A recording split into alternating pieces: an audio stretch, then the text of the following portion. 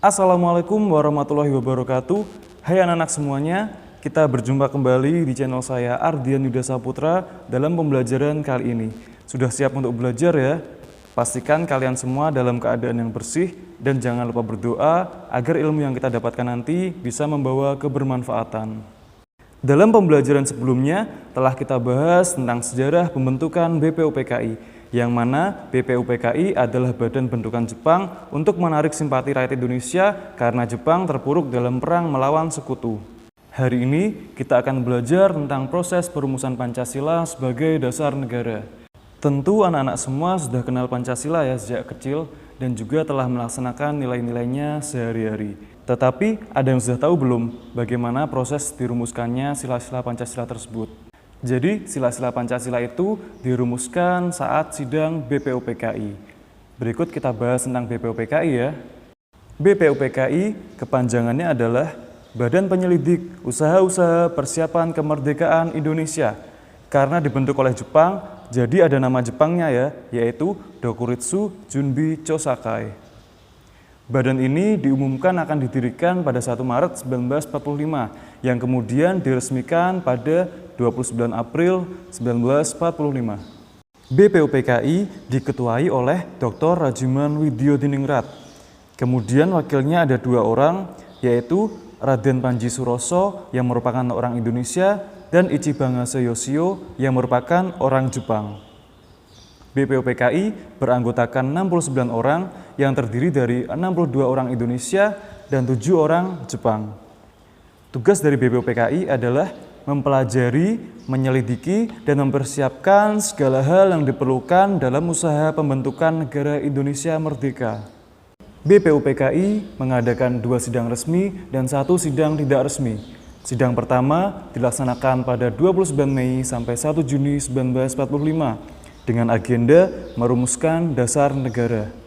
Sedangkan sidang kedua dilaksanakan pada 10 sampai 17 Juli 1945 dengan agenda merumuskan Undang-Undang Dasar.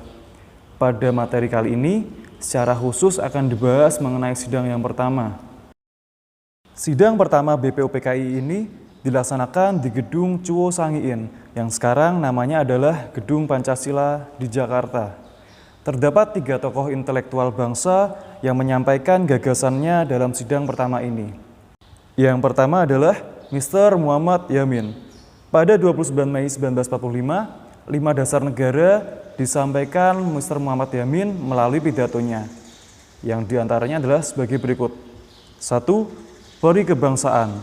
2. Peri kemanusiaan. 3. Peri ketuhanan. 4. Peri kerakyatan.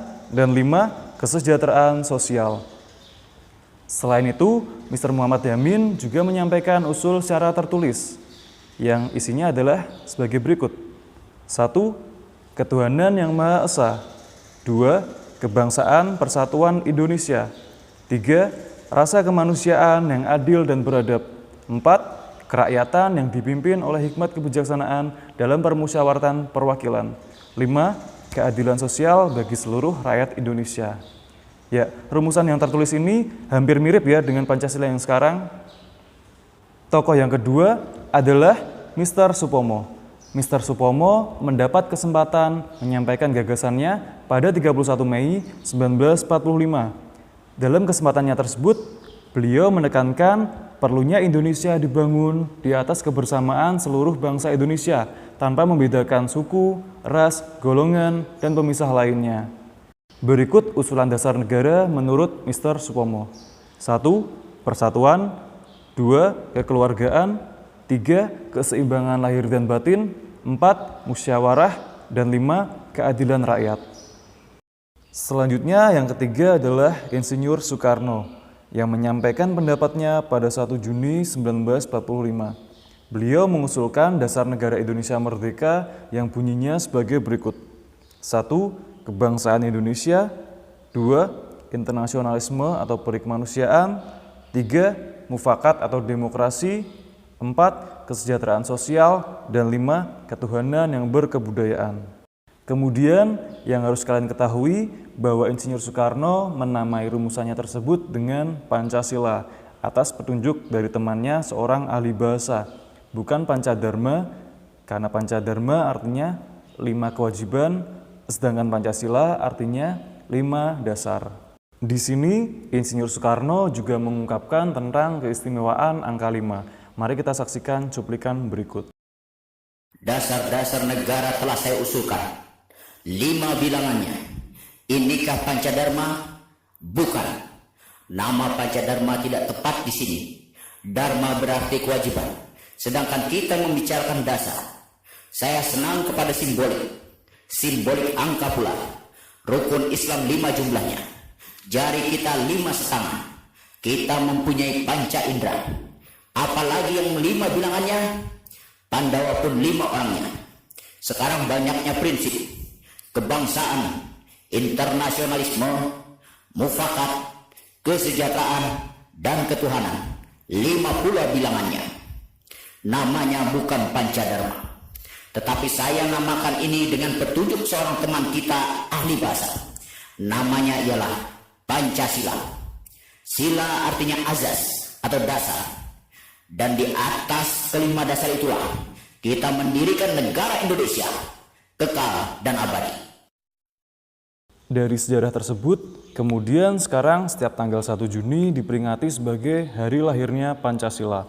Namun perlu diingat ya, bahwa yang lahir adalah baru namanya saja, Pancasila.